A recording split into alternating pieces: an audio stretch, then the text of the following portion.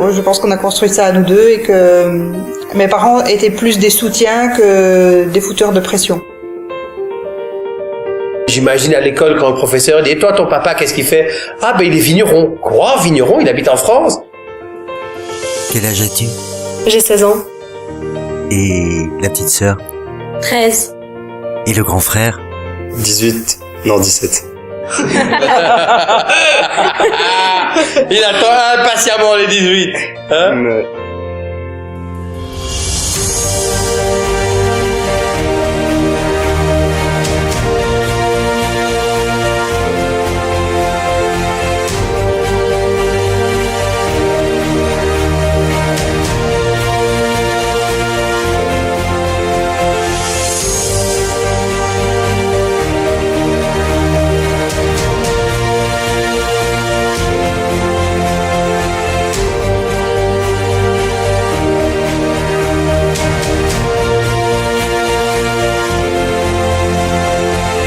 Eh bien, c'est arrivé que nous habitions Bruxelles, que j'avais une société à Bruxelles, que j'avais envie de changer d'activité, qu'on avait envie de revenir vers des activités plus axées sur l'environnement et la nature. Donc on est venu habiter dans la région. Moi, j'étais femme au foyer, comme on dit. J'avais 3 petits-enfants qui sont très rapprochés, donc j'avais beaucoup de travail à la maison. On s'est rendu compte que le vin belge existait, qu'il était bon, pas tous, mais qu'il y avait des bons. C'est vrai qu'on avait pensé à reprendre un vignoble pour nos vieux jours en France, donc et puis on s'était dit on va peut-être pas attendre nos vieux jours et on va peut-être pas aller en France. Et voilà. Donc on n'habite pas au château actuellement, on habite à 5 km d'ici, et là on a un peu de terrain, et donc on s'est dit on va planter là. Et on a analysé les sols et on s'est rendu compte que c'était pas possible, que bon, c'était pas les terrains idéaux. Et donc Vanessa était pratiquement en larmes, tu te souviens? Oui, mon chéri. C'était terrible. Et je dis écoute, voilà, c'est comme ça, ça n'empêche qu'on peut continuer à réfléchir au programme, au projet, et c'est peut-être trouver d'autres solutions. On dort dessus et puis on verra bien. Et donc effectivement, le matin, je me réveille et j'ai dit mais Vanessa, ton papa a un château, c'est à 3 km d'ici, pourquoi est-ce qu'on n'irait pas le voir pour lui dire qu'on voudrait créer un domaine viticole et puis on verra bien ce qu'il dit. Et alors très enthousiaste, mon beau-père a dit ah bah oui mais je pense qu'il nous prenait pas très au sérieux et il nous a dit oui mais c'est très bien, moi j'ai un terrain pour vous. Ah puis je dis ça c'est génial, je dis c'est où?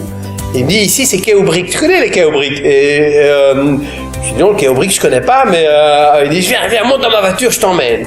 Et en fait on sort du château d'Allée des Tilleuls, on fait 100 mètres et il me montre un petit bout de terrain qui est derrière un mur, qui a 8 arts de surface et il me dit voilà c'est magnifique. Et là, je l'ai regardé, j'ai dit, mais Raymond, je pense que on s'est pas tout à fait compris.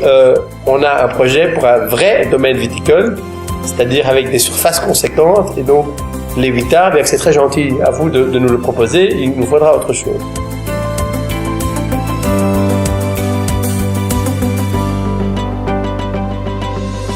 En gros, les grosses étapes pour le démarrage d'un vignoble, ce qui, à mon avis, est un challenge quand même très important parce qu'il faut trouver des terrains, des bons terrains, c'est-à-dire on les fait analyser et il faut qu'ils correspondent aux critères habituels d'exposition, de pente, de préférence et essentiellement de la composition du sol. Ensuite, il faut faire le choix de cépage et ensuite on enchaîne sur la plantation, c'est-à-dire la préparation du terrain, la plantation des pieds de vigne, à savoir que chez nous, on a 4000 pieds de vigne par hectare. Voilà. Et en parallèle de ça, il faut mettre en place évidemment le chai. Vous voulez garder tout le côté traditionnel en implémentant toutes les avantages technologiques modernes qu'on a actuellement. Et c'est là qu'on a une anecdote extraordinaire puisque bon, nos beaux-parents qui sont quand même, comme je l'ai expliqué, impliqués quand même dans le projet en nous laissant toute liberté, mais impliqués puisqu'on on les tient informés qu'ils occupaient encore le château à l'époque, ils nous regardaient, je pense, d'un œil un peu curieux et dubitatif. Et alors, on a sorti notre première cuvée sans leur dire. Et un jour, au coin d'une table, la table de la cuisine de nouveau, il y a beaucoup de choses qui se passent à la cuisine. Sans rien leur dire, on a débouché une de nos bouteilles et on l'a fait goûter à nos beaux-parents. Et en fait, ils ont mon beau-père qui généralement boit pas beaucoup de vin blanc en tout cas. Il a c'était des petits verres, il a bu un verre, paf, et il s'est resservi. Et là, Vanessa et moi, on s'est regardés, on s'est dit, yes! Là, on a tout gagné. Parce qu'il faut savoir que c'est quand même un grand épicurien. Et qui se sert comme ça instantanément un deuxième verre. Et ça voulait dire, notre vin, il est bon. Et voilà. Alors là, on lui a dit. Et je pense que ça a été aussi, c'est vraiment pour nous un moment important. Alors, donc une fois qu'on a trouvé les terrains, etc., il y a un choix qui a été essentiel dans ce projet, c'est que on ne voulait pas faire un projet qui n'était pas un tant soit peu éthique et durable. Or, la vigne n'est quand même pas la culture la plus propre de la planète, et donc on s'est retrouvé avec un vrai dilemme, c'est que planter de la vigne au nord nécessitait beaucoup de pulvérisation, et donc à ce moment-là, on était presque convaincu qu'on n'allait pas aller au-delà de ce projet. Et c'est à ce moment-là qu'on a découvert les cépages résistants.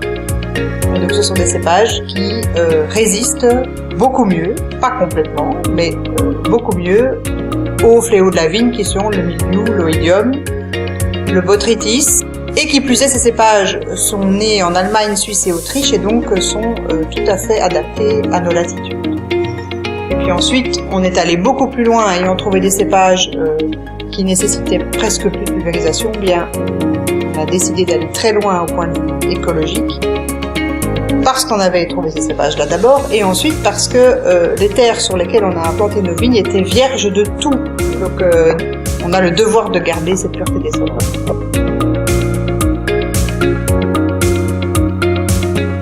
À titre d'exemple, on a des perchoirs pour que les buses puissent attraper les campagnols. Oui, donc on a mis des ruches, on a planté des haies avec les espèces indigènes, ouais. On a mis des nids à chauves-souris. Une chauve-souris peut manger jusqu'à 500 chenilles par nuit. On a ce qu'on appelle aujourd'hui des hôtels à insectes, c'est-à-dire des lieux avec des amas de pierres, de paille et autres qui servent de logis à certaines espèces. On fauche que 2-3 fois par an, donc c'est vrai que les espèces se suivent selon saison. Ces différentes plantes ont des racines différentes qui se désintègrent, qui donnent naissance à des acariens différents. Donc voilà, donc c'est toutes des petites choses qu'on a mis en place et qui font que nos parcelles sont de véritables viviers écologiques avec une belle biodiversité. Et c'est une de nos plus grandes fiertés, je pense, d'être vraiment à la pointe à ce niveau-là.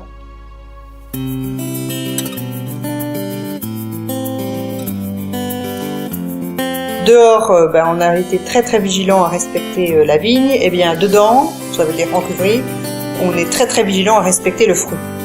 Donc notre maître de chai Mélanie, il a une belle phrase, elle dit au château de Bioul, le maître de chai est au service du raisin et ce n'est pas le raisin qui est au service du maître de chai. Ce qui veut dire que nous ne faisons pas des vins techniques. Ce qui veut dire qu'un vin va être différent, une cuvée d'une année à l'autre en fonction du climat. La ligne reste la même, mais les différences existeront. Ça veut dire qu'il va y avoir des années où on fera du rouge, des années où on n'en fera pas. Parce que dans notre gamme, on est essentiellement du blanc, d'un blanc tranquille, et des méthodes traditionnelles, blanc et rosé. Mais voilà, donc une année à l'autre, les cuvées changent et en fonction du climat qu'on a connu. On est tout à fait en dehors des produits standardisés. On a de l'argilo-calcaire, on a la moitié de nos plantations qui sont traversées par une plaque de schiste carbonifère. On a une partie un peu plus argileuse en haut. Voilà, les expositions sont différentes et donc toutes ces différentes parcelles qui portent un nom, des noms lieux-dits. Pour citer quelques-uns de nos vins, Mossia, eh bien ça vient de la parcelle du lieu-dit Mossia. Terre Charlot vient de notre parcelle Terre Charlot. Donc c'est un peu comme les Bourguignons, au fond. Un journaliste a dit un jour, au château de Bioul, ils mettent le Nord en bouteille, et je trouve que ça résume en une phrase Ouais. 2 heures de discours.